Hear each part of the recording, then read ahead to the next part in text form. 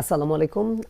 আমাদের ২ নম্বর যে অঙ্কটি রয়েছে 5 এর উপর 2x প্লাস 1 এবং 1 to 5 অর্থাৎ 125 এর উপরে x মাইনাস 3 রয়েছে।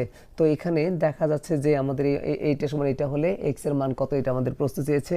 তো এখানে আমরা কি করতে পারি, বাম পাশে কিন্তু এই 5টা মৌলিক সংখ্যা, এটা যা ছিল তাই হবে।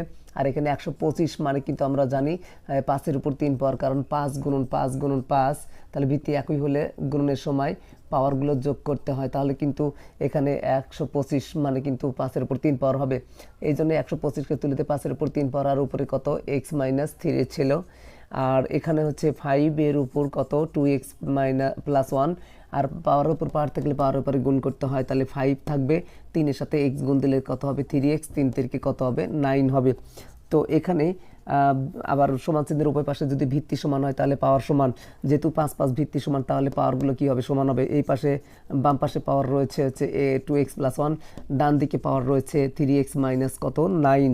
তো এখানে x গুলো এক পাশে করতে হবে, সংখ্যাগুলো এক পাশে করতে হবে, তাহলে এখানে 2x রয়েছে আর এখানে প্লাস আছে, এখানে 3x হবে, আর এখানে হচ্ছে প্লাস 1 আছে, এখানে যে মাইনাস 1 হবে, আর আগে থেকে ওই পাশে মাইনাস 1। এখানে 3 থেকে 3x থেকে 2x বাদ দিলে কিন্তু একটা x থাকে, এক সহগ লিখতে হয় না, বড় সংখ্যার সামনে যে চিহ্ন তা বিয়োগ ফলে দিতে হয়, যেহেতু মাইনাস আছে বড় সংখ্যার সামনে তাহলে মাইনাস হবে। এখানে একই চিহ্ন হলে যোগ করতে হয়, তাহলে -1 -9, তাহলে কিন্তু মাইনাস কত হবে 10। তাহলে উভয় পক্ষ থেকে আমরা মাইনাস যদি বাদ দিই তাহলে x সমান কত হবে, এখানে 10 হবে। এটা ছিল হচ্ছে অ্যান্সার। ধন্যবাদ সবাইকে।